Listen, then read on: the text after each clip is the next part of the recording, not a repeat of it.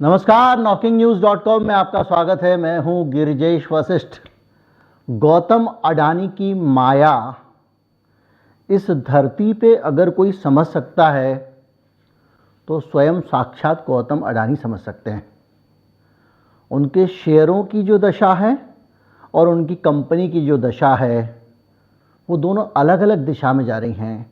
Company को लेकर रोज़ 2-4 bad news हैं, लेकिन शेयर को लेकर गुड न्यूज़ ही गुड न्यूज़ हैं। क्या है मामला, ये हम समझने की कोशिश करेंगे लेकिन समझ नहीं पाएंगे। इसलिए मैं आपको ये बता देता हूँ कि मार्केट में अभी हालत क्या है, कौन कौन सी ऐसी खबरें आई हैं जो अडानी समूह के लिए अच्छी खबरें नहीं हैं, वो कौन सी खबरें हैं जिनके होने के बावजूद शेयर का चढ़ते जाना मुझ जैसे अल्पबुद्धि अल्पज्ञानी व्यक्ति के लिए बहुत अचरज की बात है। कहीं मत जाइए, चैनल को सब्सक्राइब कर लीजिए। शेयर खरीदने बेचने को लेकर किसी भी प्रकार की कोई राय मेरे वीडियो को देखकर ना बनाएं। मैं अभी आया।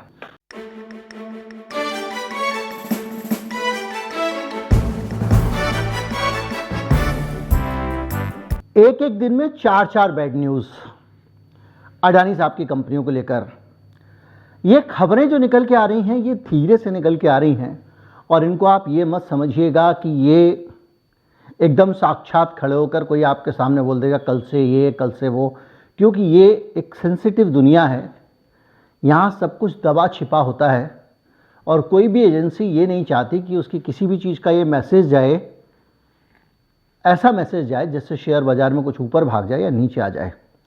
लेकिन जो खबरें हैं बहुत कुछ इशारा कर रही हैं।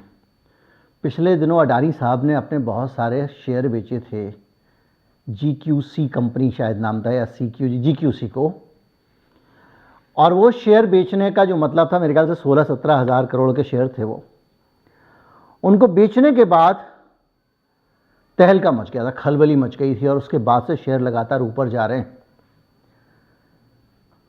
अब ये चीज़ें स्पष्ट होने लगी हैं कि वो शेयर क्यों बेचे गए होंगे, औने पौने दाम में शेयर क्यों बेचे गए, डिस्काउंटेड प्राइस में शेयर क्यों बेचे गए।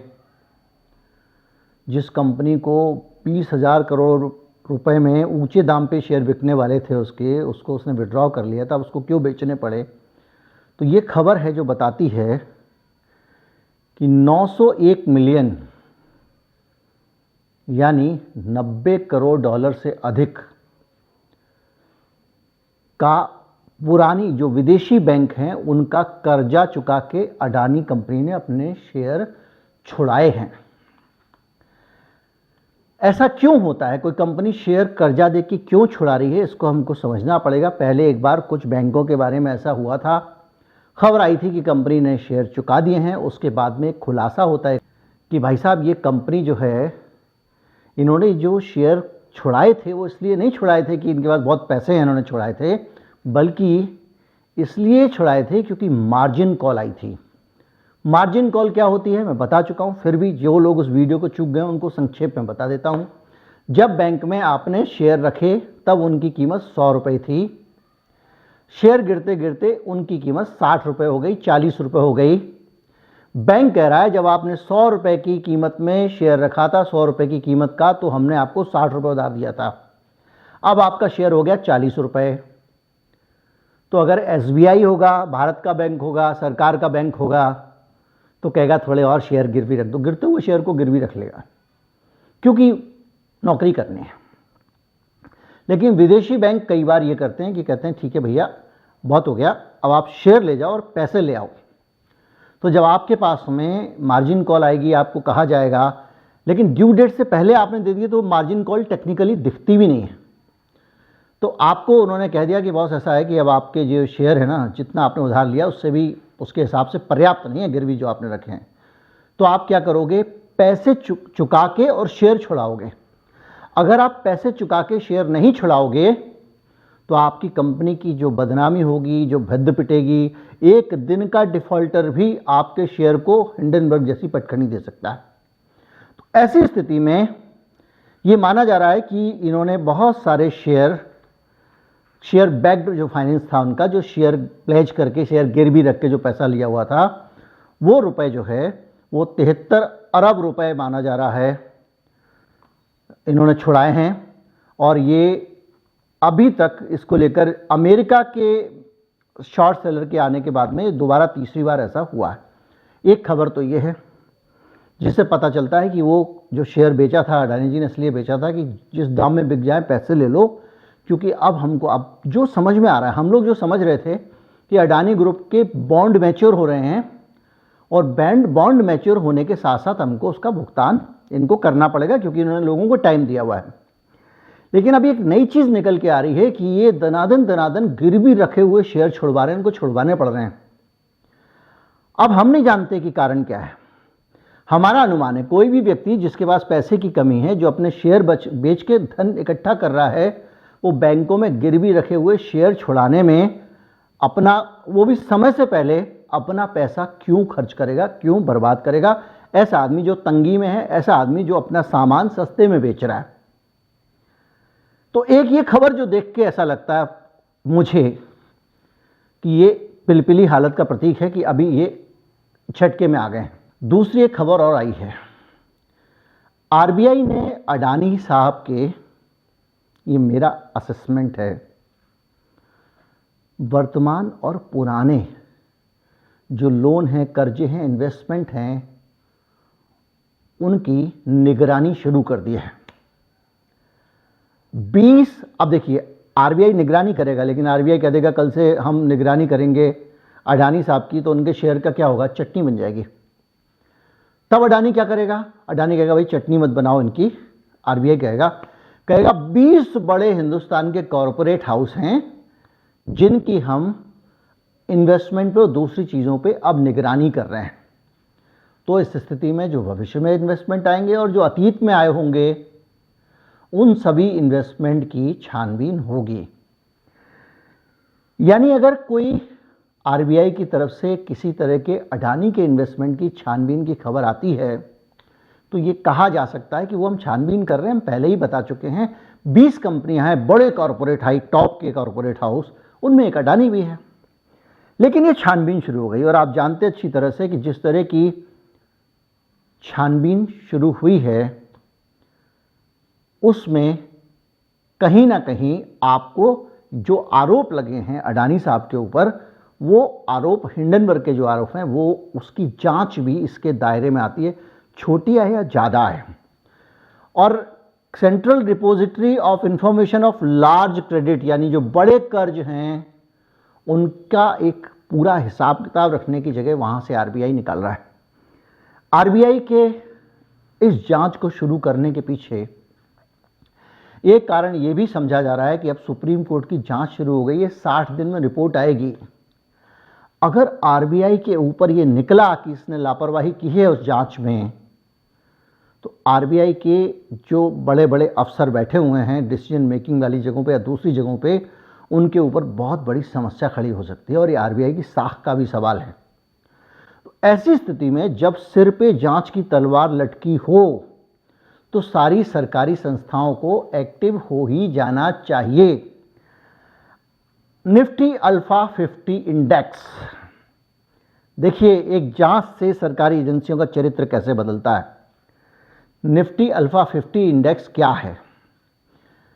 नेशनल स्टॉक एक्सचेंज में अलग अलग तरह की सूचियां होती हैं, जैसे सेंसेक्स होता है, वो अलग कुछ कंपनियों की एक लिस्ट है, अलग अलग एक इंडेक्स बने होते हैं। एक इंडेक्स का मतलब है सूची, कि भैया ये इतने शेयर ये है, इतने शेयर हैं, इतने शेयर हैं। इसमें नेशनल स्टॉक एक्सचेंज अपने यहाँ के बढ़िया 50 शेयर इस लिस्ट में रखता है। तो जो म्यूचुअल फंड इत्यादि होते हैं वो उन 50, उनमें से कई लोग इस तरह के एक पैकेज बनाते हैं म्यूचुअल फंड कंपनियां, कि भैया आपका जो ये फंड, आपने जो पैसा लगाया, आपका पैसा हम नेशनल स्टॉक एक्सचेंज के निफ्टी 50 इंडेक्स जो है आपका, अल्फा 50 इंडेक्स, अलग अलग तरह के कॉम्बिनेशन बनाते हैं, उसमें पैसा लगाएंगे।